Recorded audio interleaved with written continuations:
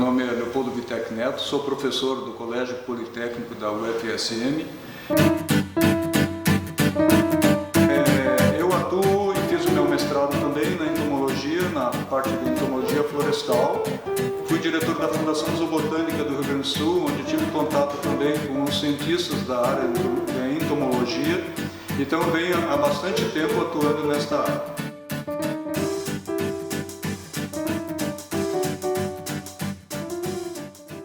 E vou falar num campo científico bastante interessante a todas as pessoas de maneira geral, que é o mundo dos insetos, a entomologia. Que eu sou de um tempo em que a maior parte das residências eram casas e que havia em torno dessas casas grandes jardins, grandes pomares e que permitiam um contato muito íntimo com a natureza, embora em área urbana. E eu vi que havia no museu, nas dependências do museu, um armário entomológico. E eu olhei esse armário e ele estava vazio. Dei meus préstimos, que eu poderia muito bem fazer essa coleção. E aí eu comecei a fazer a coleta dos exemplares. Havia também coleções que vinham da agronomia, da engenharia florestal, de insetos coletados na região. Na pessoa do professor Dionísio Link, essas doações foram efetuadas ao museu. E eu era então o coletor e o curador da coleção que então nós iniciamos com esse armário entomológico. Então nós começamos a coletar os insetos e mediante as doações também dos cursos das agrárias. E essa coleção foi bastante rica, enriquecida aos poucos também com aporte de materiais e até hoje ainda a gente tem reunião de exemplares e guardados nessas coleções. Permitindo então que essa coleção seja hoje bem administrada e resulte num material valioso de exposição aos visitantes e como exemplares representantes da biodiversidade que à época era bem mais rica que atualmente com a destruição dos habitats. As coleções aqui do museu elas são coleções bem interessantes, abordam várias ordens de insetos, Coleóptera, Lepidóptera, Ortóptera e etc. Hoje, preferencialmente, eu não mato mais inseto algum. Eu tenho uma noção que nós estamos no estágio atual de não destruição mais do que já está se destruindo. Então eu coleto insetos mortos, eu reúno esses insetos, os monto da melhor forma, embora talvez não tão perfeitos, mas eles são exemplares interessantes para estudos, onde se estuda uma infinidade de aspectos inerentes ao mundo dos insetos. Então as borboletas são o item mais chamativo dos insetos para as crianças, especialmente os visitantes do museu, e jovens também, Então é uma coleção bastante didática e pedagógica e que torna interessante essa atração para as crianças em função do vistoso, do colorido das borboletas. Então o filão maior é realmente, no conjunto geral dos insetos, as borboletas. Para as crianças, é interessante as borboletas, porque as borboletas são fáceis de fazer a determinação. Quando um cientista pega uma nova espécie para a ciência, ele faz a descrição em monografia científica. Isso chama-se classificação. Então o inseto está classificado. Quando tu compara um exemplar que tu capturou, que tu encontrou, achou morto, e compara com aquele classificado, tu estás fazendo a determinação. As borboletas são vistosas, têm desenhos marcantes, não se repetem em outras espécies, tem marcas, tem figuras geométricas marcantes que permitem a sua identificação. Então, quando se quer fazer um contato com a nomenclatura científica, ou com a taxonomia, classificar, determinar essas borboletas, é muito simples, muito fácil de se identificar. Então, comparativamente, é muito fácil tu chegar à determinação de gênero e espécie das borboletas. Hoje está muito fácil isso. E a determinação científica é necessária porque muito poucas espécies têm nomes populares. Os nomes populares, para algumas espécies mais comuns, mais frequentes, que visitam nossos jardins, a gente encontra. Aquelas espécies que são mais florestais, estão em ambientes naturais, fora das áreas urbanas, já não tem um nome popular. É infrequente encontrar um nome popular dessas espécies. Então, as borboletas são fáceis de se determinar. Qualquer criança chega a nível de gênero e as espécies estão nos sites, muito bem representadas, com fotografias magníficas. Hoje há grandes publicações, excelentes publicações, versando sobre as borboletas. Então as crianças mesmo cedo podem atingir um nível muito interessante de domínio sobre os nomes científicos das espécies. Qual é os ambientes legais assim para se observar borboletas? Costas dos rios, as praias dos rios, né? Nas florações das plantas nativas ou ornamentais, essas grotas úmidas, onde tem uma boa biodiversidade vegetal, são interessantes para nós encontrarmos as espécies presentes na natureza.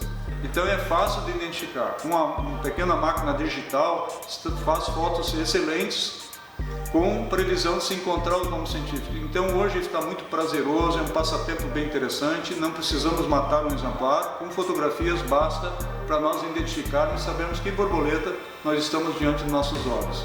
Destruição dos habitats, redução das matas, então tudo está afetando vamos dizer, a constância com que se vê as borboletas, com a frequência que se encontram. Mas ainda elas existem, nós temos que viajar, sair para a natureza e observar áreas florestadas, beiras de florestas, as praias de rios, como eu comentei. Quanto tempo vive uma borboleta? A borboleta vive muitos meses, ela desde o ovo, lagarta, crisálida e até o adulto, dura quase um ano o ciclo de algumas espécies. Então, ao contrário do que as pessoas pensam, a borboleta não vive um dia, 2 dias ou 3 dias, vive meses. Né? O que vai matar uma borboleta? Falta de alimento, o clima muda, a entrada do inverno, ao término do outono, né? Predadores, parasitismo, é que elimina elas antes de um prazo total de vida que ela poderia ter. Então as borboletas são muito mais duráveis na sua existência, né? Embora invertebrados de pequeno porte, eles são de grande período de vida. Assim. As borboletas habitam nossos jardins, estão nas flores. No momento das florações elas são fáceis de fotografar, pondo pousadas no lodo, na beira do rio, em busca de sais minerais, também são fáceis de fotografar, e tu pode fazer também um arcabouço fotográfico de tudo que tu tens observado, com troca, criação de um blog, de um site, troca, intercâmbio com demais colecionadores e fotógrafos que fazem. Eu tenho falado com fotógrafos e tenho despertado neles o gosto pela fotografia de borboletas, que elas são extremamente fotogênicas. Os insetos, de maneira geral, não só as borboletas, elas são importantíssimas para as cadeias alimentares na natureza. Muitos pássaros, pequenos mamíferos, se alimentam, né, de insetos, tanto no estágio larval, né, como no estágio adulto. Então, os insetos, de maneira geral, especialmente borboletas, são predadas, são parasitadas por outro organismo numa cadeia ecossistêmica. Então, elas são interessantes e necessárias para cadeias alimentares de toda a vida na natureza. Né? Também na polinização. Após as abelhas, depois das abelhas, as borboletas são as principais polinizadoras das plantas nativas e cultivadas, ornamentais ou agrícolas, né? Alimentares. Então, elas têm o seu papel importante na polinização, que permite a fecundação da flor e a formação do fruto.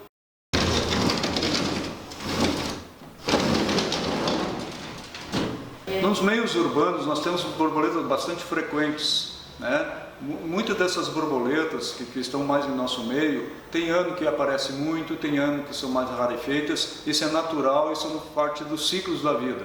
Às vezes questões climáticas favorecem as espécies aparecerem mais, ou outros anos menos.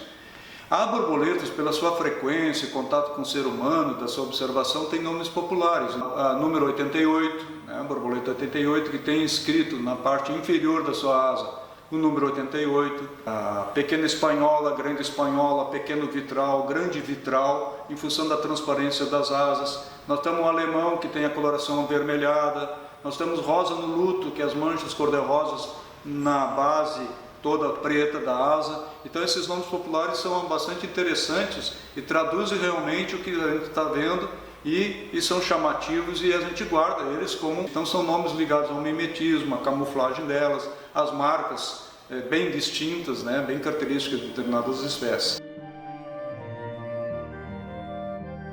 Sobre uma borboleta que teria o manto de Nossa Senhora, né, desenhado nas suas asas. E, de fato, alguns exemplares são bem marcantes nesse sentido, realmente lembram uma vestimenta, né, da Nossa Senhora. Há, por exemplo, assim também borboleta do girassol, porque a lagarta come as folhas do girassol. A lagarta da alfafa, porque a lagarta dessa espécie de borboleta come as folhas da alfafa. Existem espécies também migratórias, pouco se sabe sobre isto, né? A Junonia evereti, que é essa que tem o manto da Nossa Senhora, ela foi observada como uma onda migratória em São Vicente do Sul na década de 80, milhares. Quando se vai a campo, se vê muitas borboletas nas beiras dos cursos d'água, no lodo, né? Principalmente as espécies amarelas, são do gênero Phoebus, né? Elas estão atrás de sais minerais, de potássio, de nitrogênio, uma forma de se alimentar, porque muitas vezes a flora, de flores mesmo, não alimenta o suficiente, então elas buscam essa alternativa alimentar junto aos leitos lodosos à beira de cursos d'água. É o paná-paná, é um termo tupi-guarani que representa o bando de borboletas, então a gente vê os panás-panás, maiores ou menores, mas sempre paná-panás. Então essa coletividade existe, né? E é sempre um show de colorido nos ambientes naturais. Aqui nós temos uns representantes de grande porte, né, da ordem Coleoptera, e essa ordem Coleoptera, ordem Lepidoptera, lepido quer dizer escama, lá se refere às escamas que as asas das borboletas possuem. Aqui Coleoptera é as asas membranosas ou mais delicadas, estão como fosse num estojo, pelas asas, pelo par de asas esclerosado que é mais externo. Então é como as asas estivessem num estojo. Então Coleos Ptera, Coleus estojo, Ptera asa que estão em estojo. Então as asas verdadeiras estão abaixo dessa asa esclerosada superior. Esse é um besouro da região amazônica, vocês veem que é de grande porte. Nas nossas regiões aqui não temos um inseto tão grande, em função que os insetos não respiram igual um mamífero, aspirar e expirar. O inseto tem uma respiração passiva.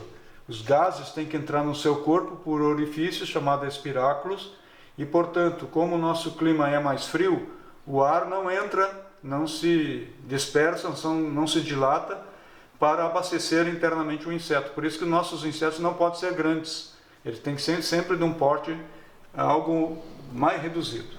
Esse é o maior besouro do Rio Grande do Sul, o Acrocinus longimanus, né? Acrocinus longimanus, quer dizer longas mãos. Esse é o macho. Então, primeiro par, o par anterior de pernas, é extremamente longo, até maior que o próprio corpo. Ele é chamado arlequim da mata. Ele é um besouro que broca timbaúva e figueiras, sendo o maior inseto do Rio Grande do Sul. Essa é uma Eliphandis revesi, essa do lado é Smyrna blowfieldia, também florestal, as duas são das florestas. A prepona também florestal, prepona demophon, na verdade a pronúncia seria o demophon, prepona demophon. Danaus plexaurin, Driadula fetusa, Morphoaquilena violaceus. Este nome científico trata da subespécie violaceus, quer dizer de violeta em latim. Nós temos uma Morphocatenarius, aqui. Morphocatenarius é chamado de janeira, né? Ela aparece no mês de janeiro, então a população chama ela de janeira, em função disso, porque ela é do mês de janeiro. Das borboletas mais bonitas nos nossos ambientes. Ela voa cavalgando, porque o corpo é muito pequeno perto da estrutura alar, então ela voa cavalgando como se estivesse cavalgando. Das borboletas mais interessantes e belas do Rio Grande do Sul. Aqui nós temos o corujão, né? Caligo elioneus, coloca os ovos nas plantas bananeiras, né? Então às vezes elas desfolham as bananeiras como resultado do seu grande porte na forma de lagarta. Esse é um Psigamatocerus vagleri, né? Ele possui a antena chamada flabelada. Isso, flabelada quer dizer leque. Então ele tem esse tipo de estrutura antenal bastante diferenciada, bastante ornamental, sendo por isso bastante chamativo também, porque é incomum esse tipo de antena dentro do grupo dos insetos, mas torna ele uma das espécies mais belas da nossa fauna do Rio Grande do Sul.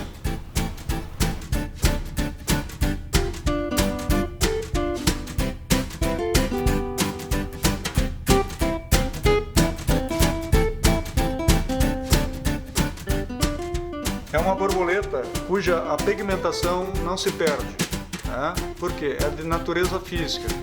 Esse brilho metálico iridescente, ele se dá por pequenos orifícios na estrutura da asa, né? Então é um brilho, né? Esse brilho é mais belo ainda quando a borboleta recém nasceu da crisálida.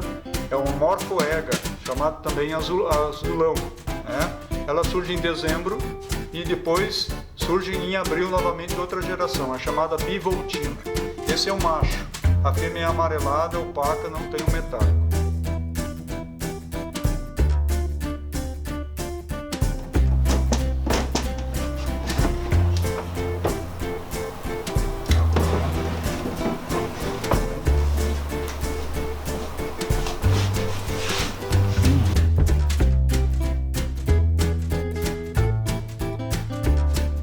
Colocada sobre o isopor com os exemplares mais marcantes da nossa faunística. E aqui você pode então substituir exemplares que se danificaram na exposição, né? Pode selecionar os melhores com uma fotografia, estão disponíveis para estudo, para verificação das espécies de ocorrência na nossa região. Há exemplares também doados, né? Que podem ter provindo de outras regiões do Brasil. E é uma forma bastante interessante de preservação. Essa coleção já tem quase 50 anos, né? E os exemplares seguem perfeitos, em melhores condições impossíveis, né? Então, grandes museus, nós não perdemos para grandes museus do mundo, Museu Britânico, Museu do Estado Natural, nós somos tão bons quanto eles. E a curadoria é feita pelo Felipe, que é funcionário do museu, com perfeição. O trabalho do Felipe é metódico, repetitivo, mas importantíssimo para a preservação do acervo, que é as naftalinas. Mas não é uma naftalina só, é um bocado de naftalinas aí, né? Para criar uma atmosfera tóxica para os agentes decompositores, tanto fungos como insetos inimigos da tua coleção. Os fungos enfraquecem a estrutura alar, enfraquecem o corpo do inseto, né? As asas caem, né? E descolore também o material e venha a perder o exemplar. Então nós temos que tomar cuidados aqui.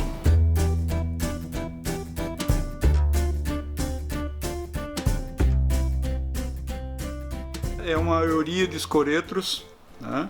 Nós temos uma fêmea e um machinho é mais colorido. Essa espécie seria a primeira espécie a ser extinta na nossa região. Por quê? A planta alimento dela vive nos campestres, né? Nas áreas de campo, que é a jarrinha de campo. Essa planta, a jarrinha de campo, está sendo eliminada pela agricultura, né? A pecuária até preservava bastante, mas a agricultura está dizimando então a população da jarrinha, que é uma planta, pequena trepadeirinha, quase que rasteira, e ela não está encontrando então as condições de habitat, né? Que eram primitivamente mais bem preservadas, né? Então ela está desaparecendo. Se houver uma extinção de espécie, eu calculo que seria a primeira espécie a ser extinta na nossa região. Isso já é comentado por uma professora da universidade, que não recordo agora a autoria, o nome, mas ela está em vias de extinção em função da destruição do seu habitat natural.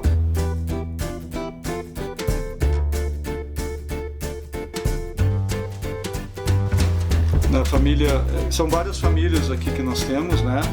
Nós temos Nymphalidae, né?